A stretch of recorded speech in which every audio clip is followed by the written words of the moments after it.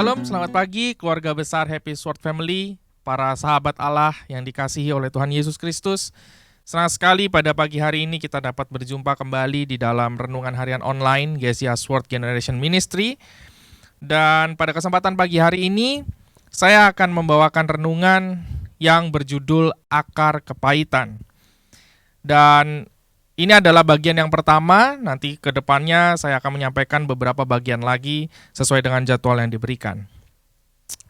Akar kepahitan untuk ayatnya saya ambil dari Ibrani pasal yang ke-12 ayat yang ke-15. Firman Tuhan berkata, "Jagalah supaya jangan ada seorang pun menjauhkan diri dari kasih karunia Allah, agar jangan tumbuh akar yang pahit, yang menimbulkan kerusuhan, dan yang mencemarkan banyak orang." Saudara, apakah yang dimaksud dengan akar kepahitan?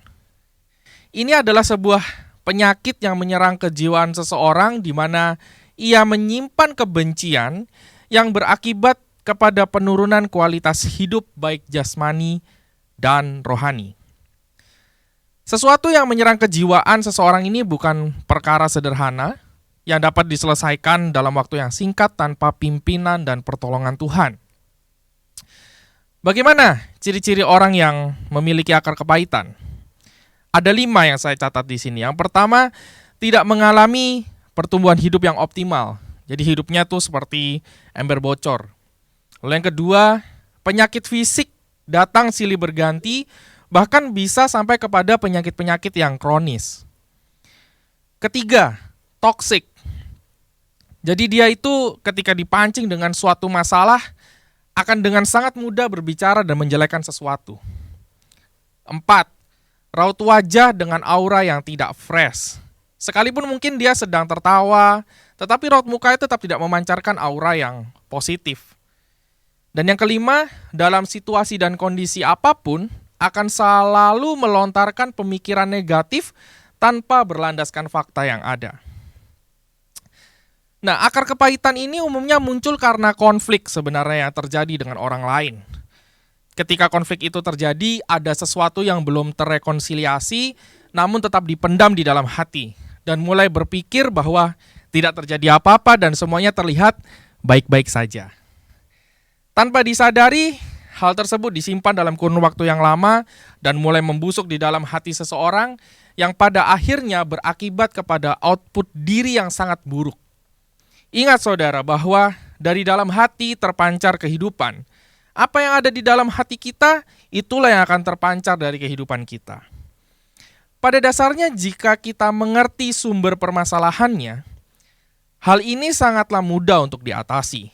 Ketika konflik itu terjadi, harusnya kita segera menyelesaikan sampai tuntas dan tidak menyisakan hal-hal yang masih kita bicarakan di belakang.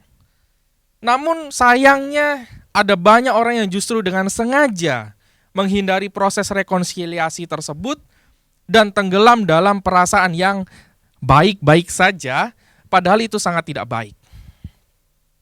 Saya akan membahas akar kepahitan ini selama beberapa waktu, sesuai dengan jadwal renungan harian yang diberikan. Namun pada bagian yang pertama ini, saya akan mulai dengan pengalaman dan pelajaran hidup yang saya alami secara pribadi, sehingga saya belajar betul mengenai akar kepahitan ini. Jadi semua itu berawal dari sejak saya kecil. Mungkin kira-kira sekitar kelas 4-5 SD gitu. Banyak sekali orang yang selalu membandingkan saya dengan kakak saya. Hal ini tepatnya bukan dilakukan oleh orang tua atau keluarga saya, namun justru dilakukan oleh orang-orang lain. Hal itu berlangsung demikian lama sampai saya besar. Masih saja saya mendengar bagaimana orang-orang ini membandingkan saya dengan kakak saya. Terkadang hal yang mereka lontarkan itu secara langsung terdengar di telinga saya. Sungguh menyakitkan. Dan semasa saya remaja, karena walaupun saya anak pendeta, namun saya tuh belum cukup dewasa untuk mengerti banyak hal. Baik dan buruk itu saya belum cukup dewasa. Sehingga dengan semua yang saya alami tadi, bukannya saya memperbaiki diri, malah justru saya dengan sengaja menjerumuskan diri saya ke berbagai hal. Saya pernah sampai di titik di mana saya akan semakin merasa bangga dan puas saat saya melakukan sesuatu yang buruk, dan dilihat orang, kemudian dibandingkan dengan kakak saya. Saya terlibat dengan pergaulan dengan pengaruh buruk. Saya justru bersahabat dengan anak yang dikenal paling nakal dan suka berkelahi saat sekolah dulu. Dengan sahabat saya ini, saya banyak melakukan hal-hal yang di luar batas normal, kenakalan pada anak-anak seusianya waktu itu. Saya sering berkelahi, saya balapan liar di jalan padahal saya masih SMP. Tawuran, saya keluar kota naik truk. Jadi kalau saudara pernah lihat anak-anak yang suka jegat di tengah jalan, saya pernah jadi yang kayak begitu. Mencuri, malak anak sekolah lain di tengah jalan, dan lain-lain, banyak. Hal tersebut itu pada akhirnya sangat membuat orang tua saya sangat kewalahan.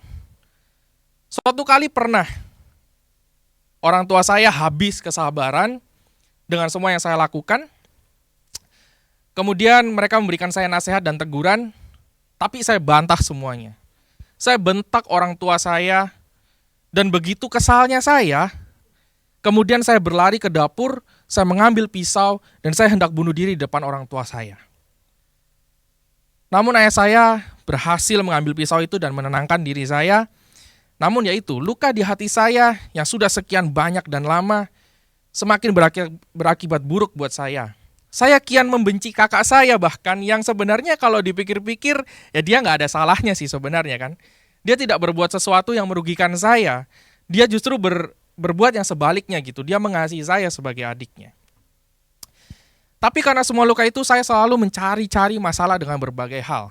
Iri hati, bertindak kasar, bertengkar sampai membentak-bentak, tidak memperdulikan kakak saya dan lain sebagainya. Semakin saya besar, bukannya saya semakin baik, saya semakin hancur dalam tingkah laku yang tidak dapat dikontrol oleh siapapun. Sampai suatu hari, GSJA se-Jawa Timur mengadakan retret untuk anak-anak youth di Sati, Malang tepatnya. Retret itu berlangsung kalau tidak salah selama 5 hari 4 malam. Saya awalnya malas tentu saja untuk ikut acara semacam ini, tapi ya orang tua saya pasti memaksa saya untuk mengikuti acara ini. Saya ikut akhirnya dan hari pertama dan seterusnya ya saya enjoy aja karena saya menikmati semua acara, ketemu banyak orang-orang baru. Dan saya enjoy dengan semua acaranya kecuali sesi seminar atau khotbah yang tentu saja pada saat itu membuat saya boring dan membuat saya ngantuk. Tapi saudara, di malam terakhir ada satu sesi, saya lupa tepatnya nama sesinya apa. Tetapi di situ kita semua satu aula itu kita dilawat oleh Tuhan dan ada altar call. Dan saya maju. Pada saat itu semua anak-anak yang di jamaah Tuhan itu mulai tergeletak satu persatu kecuali saya. Kemudian ada seorang konselor yang akhirnya memanggil saya setelah sesi malam itu dan mengajak saya berbicara secara pribadi dalam sebuah ruangan tertutup. Sesuatu yang aneh mulai terjadi. Karena saat konselor itu baru saja menanyakan tentang apa yang saya alami dan apa masalah yang saya punya, saya nggak bisa mengontrol diri saya dan saya hanya bisa menangis histeris dalam waktu yang cukup lama. Konselor itu hanya peluk saya, mungkin dia tunggu saya sampai puas gitu ya.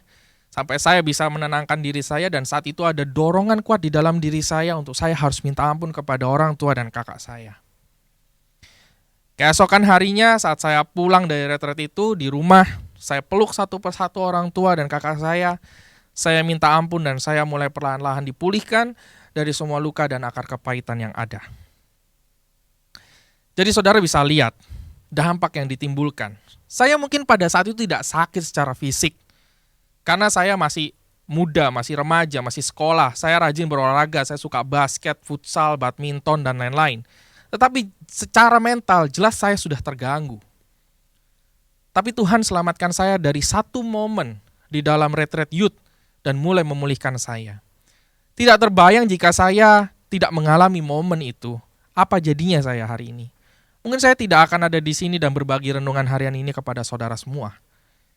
Satu hal lagi yang jelas pada pagi ini adalah akar kepahitan tidak pernah membawa hal baik dalam hidup kita. Sebab itu segera temukan momen itu di dalam hidup kita. Pulihkan dan bangkit menjadi pribadi yang baru. Ingat, akar kepahitan ini bisa terjadi kapan saja tanpa kita sadari.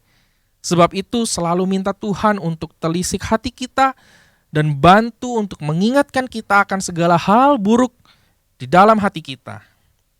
Kita akan lanjutkan ini di renungan harian berikutnya. Dan mari kita berdoa. Tuhan Yesus, pagi hari ini kami telah mendengar mengenai apa itu akar kepahitan. Ada begitu banyak hal yang mungkin belum kami kupas secara mendalam, tapi kiranya Tuhan, dari apa yang boleh kami dengar, itu boleh membuka mata rohani kami, dan izinkan Tuhan bekerja di dalam hati kami, menyelidiki hati kami, menelisik hati kami, dan mengeluarkan semua hal-hal busuk, hal-hal buruk di dalam hati kami, sehingga kami boleh dipulihkan terus setiap harinya menjadi pribadi yang lebih baik. Kami mohon pertolongan Tuhan di dalam hal ini, dan kami percaya Roh Kudus-Mu akan menolong kami. Terima kasih Bapa, di dalam nama Yesus kami berdoa. Amin. Selamat pagi. Tuhan Yesus memberkati.